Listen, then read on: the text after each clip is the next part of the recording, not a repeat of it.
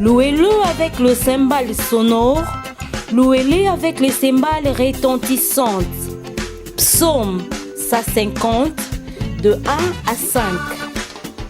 La chorale éco-baptiste est l'une des chorales de la paroisse Sebko Makala 3, dite Cité de Gloire, dirigée par le révérend Bertin Mouyeka et assistée par les pasteurs Yvette et Aimé, paroisse située sur la rue Kinzinga 21 au quartier Kisantu dans la commune de Makala.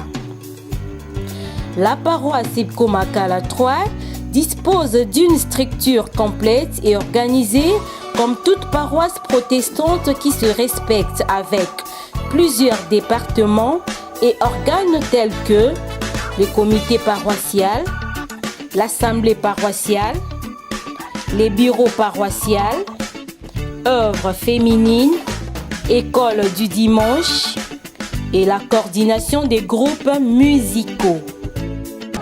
Chorale ezali ko défendre mélodie ya biso ba Baptiste.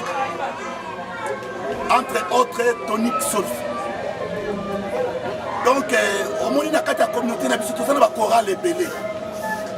Mais chorale oyo eza ko défendre correctement timbre na biso ba Baptiste.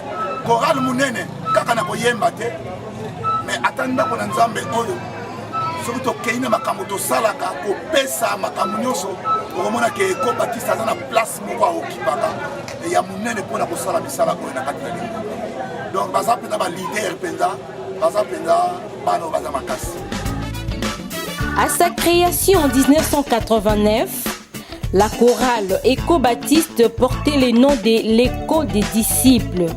La chorale Éco-Baptiste est la descendance ou l'hybride issue de la fusion de deux chorales préexistantes. Nous citons la Ndinga Wakana, qui s'est traduit en français par Écho, venu de l'église Fikambi Kambi, et les Baye Kolisho, dont la traduction française est disciple.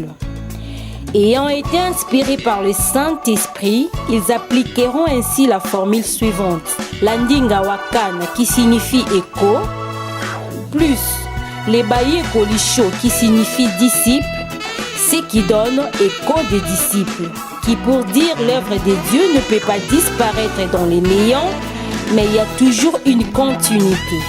Le paroisse Fikambi Kambi et CUCC étant sous la menace d'un décret-loi signé par le ministre de la Justice, selon lequel toute église doit disposer d'une personnalité juridique, ne voulant pas que l'œuvre de Dieu puisse disparaître, les dirigeants de ces deux chorales se décidèrent d'intégrer la paroisse Sebko Makala 3, qui disposait déjà d'une personnalité civile signée depuis l'époque du souverain belge, toujours dans les soucis de voir l'œuvre de Dieu continuer.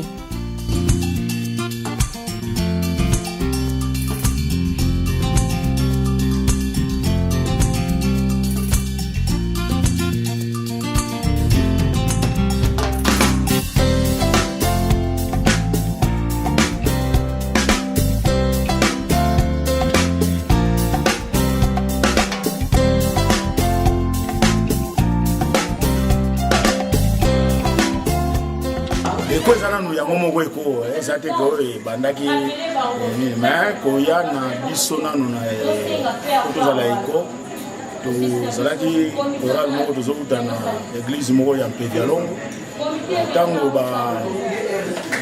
ntango wana ministère ya justice ezali présidé na ministre Singa Uju afrappaki ba église ezali personnalité civile.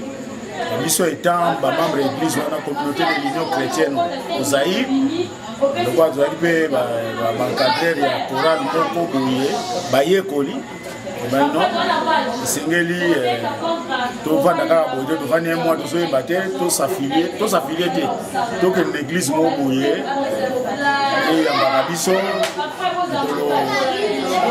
personnalité civile, la Biso Mona et Monana, et Pessama, pardon. Simatozo tobali koya tititi na sebeko awa toponaki tomonaki église nini oyo eza na biso favorable tomonaki CBFSA aza déjà na bakorale ne ya makasi mikasi aza na bakorale makasi. Il y avait une paroisse oyo ebotamaki sika na Kinzinga sebeko alors fallait tozala wana yango toyaki wana groupe koya kozonga mais ntango moko baobligaki biso ke tolingi liso bozongaka te alors tovandaki na biso mpona kozonga liso te ezalaki na papa moko boye papa aza mpe na bomoi azalaki na molende mpena mpona biso papa ntumami ye nde motu alobaki no bana boya eza kaka do aflataki biso tozongaki. Ezalaki na kamwa groupe moko neti ya babengaka bana basekte alors na ndenge naza kosala koluka bato puisque na ezalaki selire ya sika na fungulaki awa na Kinzinga na sebeko alors nakei koluka nakei kokutana na mwanda kwa nzambi wana mpe un jour na koti na yoki mpe na tali ndenge bazaki alors namonaki ke bato oyo na koinvite bango baya koyemba na sebeko na invite bango baye koyemba 2 fois 3e fois na yebisi bango ke banda lelo plasi wana ekomi ya bino libela bobima kuna na zamba boya na musala na bilanga ya munene mpo bosala musala ya nzambe. Bon, en tout cas on devrait décider rester ou pas rester. Et bingai na zwa kubusonga na tikali bana musubi bantu ba tikali ba do tikala ki wana to ba no eroza suba yeko defo tulubilango komo mususu to yaki pe kosanga na ko moko ndinga waka tamu ko kuzi kombo na ndinga neti to tiawo neti komo ko boye bon kwa tuja bayeko il y a des écoles des disciples. Il y a un mutu, mais tout le monde a école des disciples libanais, il faut sonner bien. Tout le monde a la paroisse baptiste, En janvier 1990, il s'est tenu une réunion extraordinaire de la chorale avec 3 résolutions importantes à savoir: changer le nom de l'école des disciples en éco-baptiste, comme voulant dire que les choristes sont des disciples engagés à servir Dieu dans les chorales au sein d'une communauté baptiste qui est la SEBCO. Confier la présidence de la chorale au FEMPO Lopus pour la bonne gouvernance de celle-ci. Maintenir le siège de répétition sur la rue Kinzinga, numéro 27, toujours dans la commune de Makala.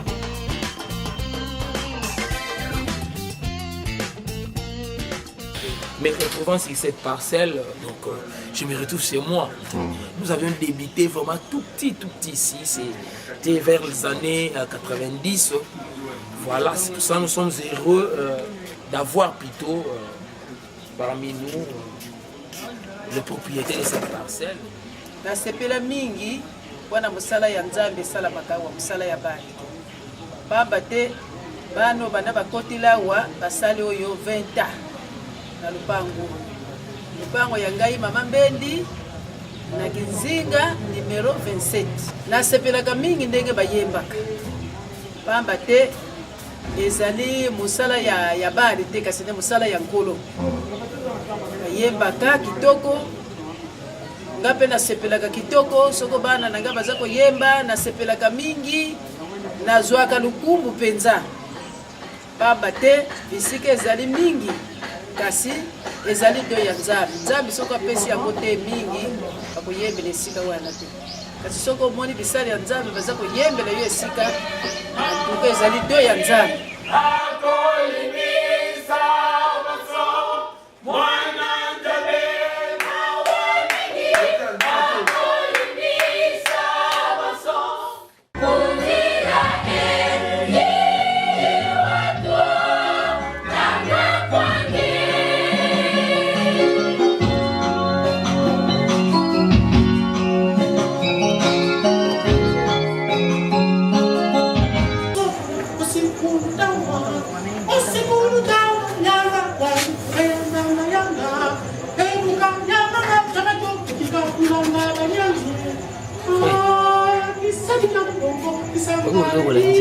Est-ce que ça a passé?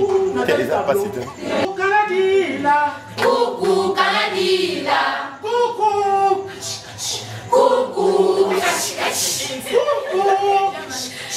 Coucou.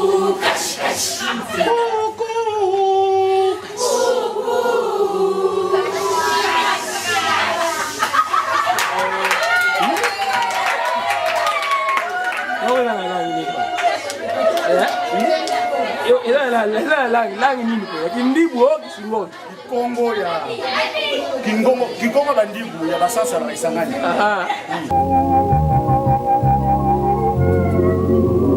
Depuis sa création, la chorale éco-baptiste n'a connu que 2 présidents.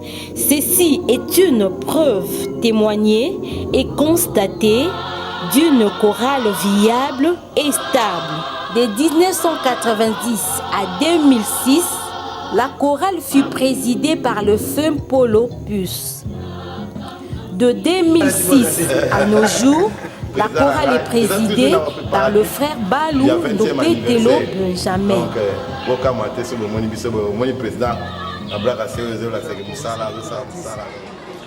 Nasali 21 ans éco-baptiste. Koya nanga éco-baptiste ezali toyambaka bandeko na paroisse. Bongo koya na bango na paroisse lolenge bakangaka église na bango. Tant bayaka na paroisse et bandeko musu bazongaka. Tant oya tikalaka sepelaki na kati église abengisaki bandeko nyonso basepeli ko évoluer ensemble na bango soki bakoki koya kokota chorale.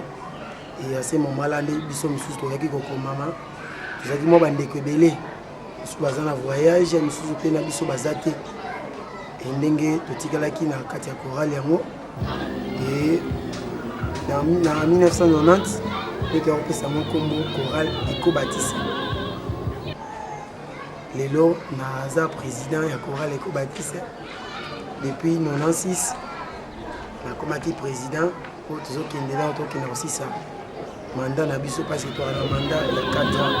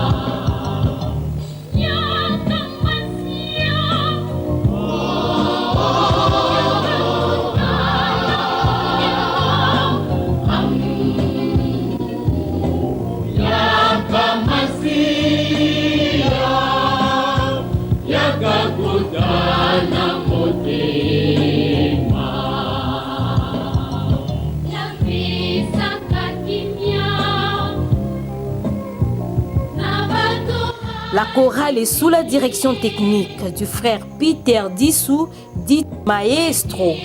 Nous avons choisi la déconcentration. Nous avons fait des déconcentrations. On peut dire que tu dois chanter. On va dire que tu crois que toi, ça c'est la déconcentration. On peut dire ça pour ça là. Donc concentrons-nous dans ça. te soki de maintenant tondele eza na problème tondele eza na problème fanda te nzembo to kolia mo profite kanga bloqué na bitala kati na tino motel mo. Je venais de la paroisse C, une chorale appelée Mix Conservatoire. C'est là où j'ai évolué de 86, 89. Alors en 90, j'ai retourné dans mes origines, c'est à la SEBCO, et précisément à SEBCO Makalatoire. C'est là où j'ai vu une chorale qui évoluait très bien, c'est la chorale Éco-Baptiste. À l'époque, comme j'ai évolué après quelques temps, on m'a donné la charge d'encadrer les ténoristes. Je suis chef de voix de la voix ténor.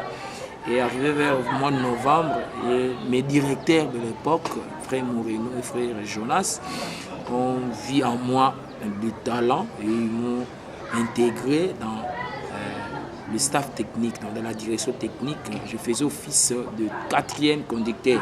Nous avons vraiment évolué et dès lors jusqu'à présent, je suis resté comme le directeur technique de la chorale.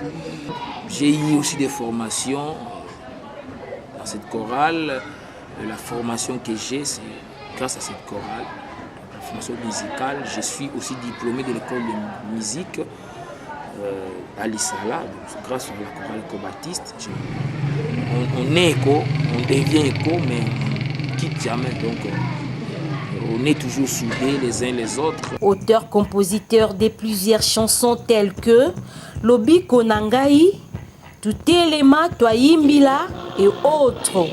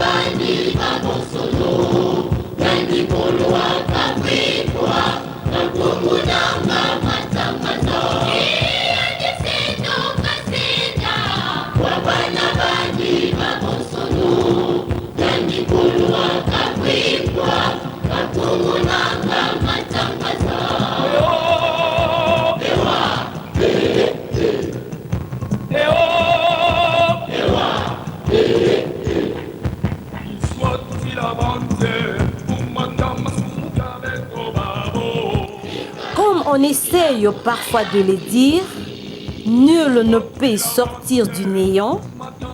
L'actuel directeur technique a bénéficié de l'encadrement de ses deux prédécesseurs, frère Moreno Mwanza et le frère Jonas Mukoko, encore présent et membre de la chorale. Naboti, moi j'ai déjà 20 ans. Oui, oui. À 20 ans, moi Naboti Amaki. Oui. Donc je m'en a commissaire na biso Peter Mbidi. Ça moi na biso. Oli, je suis relève na biso.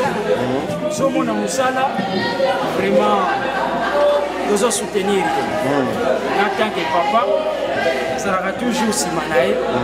Ça m'a raté kutana nae. Dans son cahier d'enregistrement, la chorale Éco-Baptiste a connu plusieurs choristes dont le nombre peut être estimé à 100 pour les sœurs et à 50 pour le frère. Les Écossais sont éparpillés partout dans le monde. 2 choristes sont en France, 1 choriste en Hollande, 1 choriste en Irlande, 2 choristes en Belgique et une vingtaine en Angola. Nasali nakoloba 17h30. Sika misusu chorale kotisa ngai oyo ngakutu na kana te kokota na vie na ngai. Nayemba bisika ebele nakutana na baministre ebele na ntango mokutu tovanda na bango ensemble tolia na bango ensemble likolo kaka ya chorale Eco-Baptiste. Donc chorale Eco-Baptiste epa na ngai eza efungolanga baporte moko mwa mingi. Ça fait déjà 11 ans. 11 ans. C'est l'éclate. 14 ans déjà. 10 ans.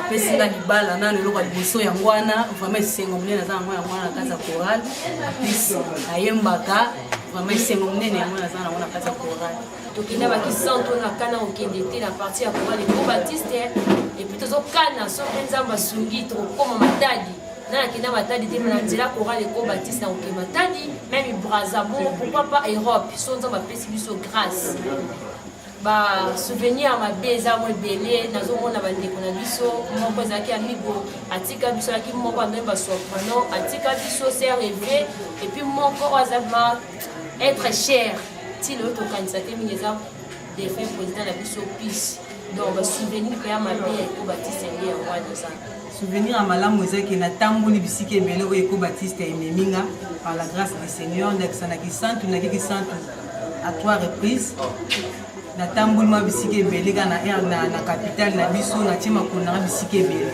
en souvenir à malamu ezaki Eco-Baptiste formé nga o naza lelo na oloba boneza mokambi social grâce à Eco-Baptiste o esalinga na tati mokambi bisika mosusu toza naza choriste na Eco-Baptiste depuis 1995. Eco-Baptiste eza chorale moko oyo esunga ngai na makambo ebele banda nazala mwa mokie ntina koli nazotanga parce que eza chorale moko eforma biso tozali na bancadra oyo bazalaki koforme biso bien badirigant na biso président na biso pis abandaki kocorge koaide biso vraiment makasi yango esalaki ete biso oyo totanga baclasse parce que chorale mpe bandaki kosoutenir biso tozoma makambo ebele ya malamu na se ya chorale oyo naza de mérite ya Eco-Baptiste lelo soki naza na métier na maboko na nga premier brevet na nga nazwa yango basi ya Eco-Baptiste po bapara basalaki ndeti balemba soki bakambi wana basunga nga te nde nazwakango te yango bokutisi pambolaka ndambi mpolei naza mosala na maboko ata naza te neko me mosala na nde ezali yango mibale ezali na conseil oyo tolobaka mpe bakambi na biso lelo ntango mosusu tozowumela maboko ya nzambe mpasi na bango na batoli baconseil mpe tozosala bien nakotaki na chorale ça fait 17 ans ti na moi ya lelo totangi toyaki na chorale tozalaki na baécole primaire ti tosali bahumanité tosali toke na bainstitut supérieur lelo bagraduat na maintenance des appareils médicaux donc grâce na chorale Eco-Baptiste a moke tozokola na Eco-Baptiste voilà oyo ya malamu tozwi ya mabe ezalaki kaka kobungisa ndeko na biso oyo azalaki vraiment être cher mpona biso ndeko na biso le fait mpolo pis vraiment yango ezalaki ya pasi to ezalaka ya pasi ti lelo etikala kati ya mitema na biso ntango topase yango koya répétition esenga mutu ake koluka tshungulu kwanga c'est ça akoya wana korépéte alembi mais lokola na souci ya eloko wana akosalaka effort akoma na aire oyo elongo bani talaka mboka na biso bambouteillage batransport opasi okoya répétition wana osi olembi mais tel que tu as souci eloko wana okosala nini fo orépéte kaka nakoka répéte baminere mais na mawana nzambe na bolingo na ye osala effort ke korécupérer badoni na biso baminere na kati ya chorale na suka répétition balike esi la aire eboko tardif mpona baminere mais tosala effort kokende koaccompagne bango na bandako na bango puis bolakisa ngo partout ailleurs mais il dirait awa penza na capitale il dirait mon pe kokombaka ba evro eza ya nzambe faut un moment pe pour les canapé mission chorale pe penza était le mapé qui nous pensait l'obé la pe chorale mais ba liso ba l'obé la ba bikoro ba chorale mususu ozo ka ba bikoro mais chorale lo ezana ba œuvre moko mutu do bitango yoki donc il me faut sentir penza que non en tout cas eza chorale mais bozo bomba yango. La chorale Éco-Baptiste a réalisé plusieurs spectacles, concerts et un album. À Kinshasa, 4 concerts au sein de la paroisse Fomakala 3.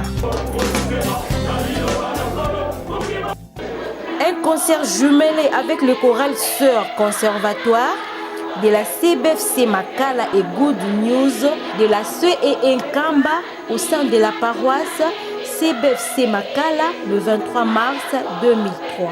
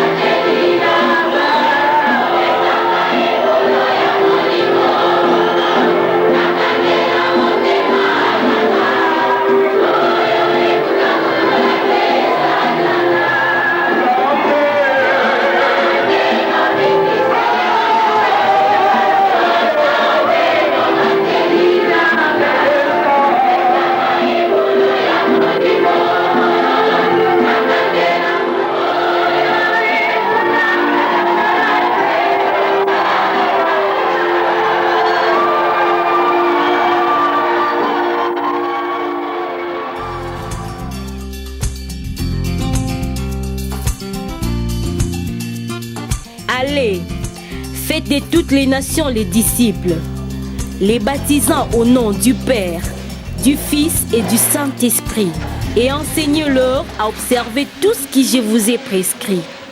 Et voici, je suis avec vous tous les jours jusqu'à la fin du monde. Matthieu 28, 19 à 20.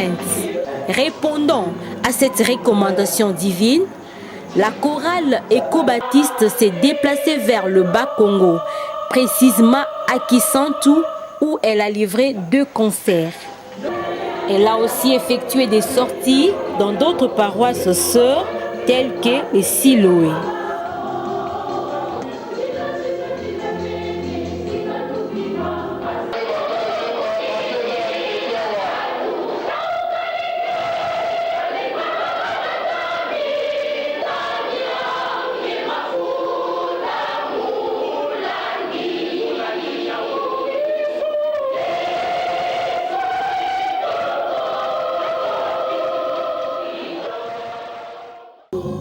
L'album Tutele Matoyi Mbila, le tout premier et l'unique jusque-là de la chorale Éco-Baptiste, contient 8 titres en audio et 3 titres sur vidéo.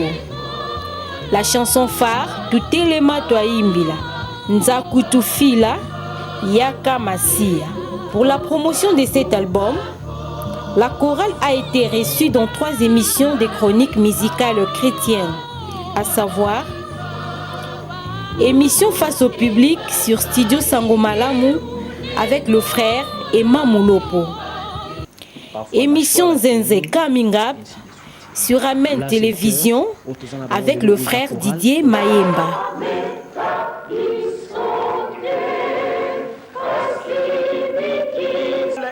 émission Tempête de chorale sur Canal Kin Télévision avec le pasteur Tseka.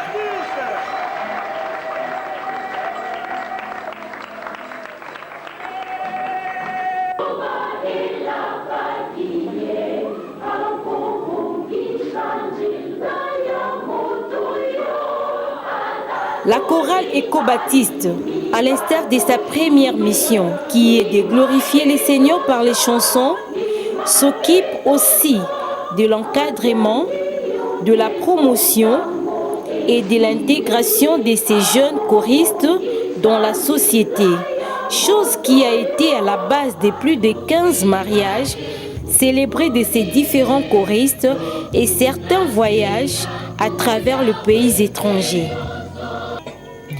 À côté des roses, il y a toujours eu des épines. Ainsi, la chorale éco-baptiste a connu aussi des moments difficiles dans son histoire tels que le 4 cas de décès de ses choristes. La sœur Ami Gondilou en décembre 2001, la sœur Jackie Mafuta en novembre 2007, la sœur Eve Mantanga en janvier 2009. Et enfin, celui du feu Paul Opus, diacre de son état, un leader non seulement au sein de la chorale, mais aussi dans la paroisse. Président du comité paroissial pendant au moins 8 ans et président de la chorale éco-baptiste durant 16 ans. Une mort inopinée, à fleur d'âge, la mort nous l'a ôté au moment où nous avions encore eu besoin de lui. Que son âme repose en paix.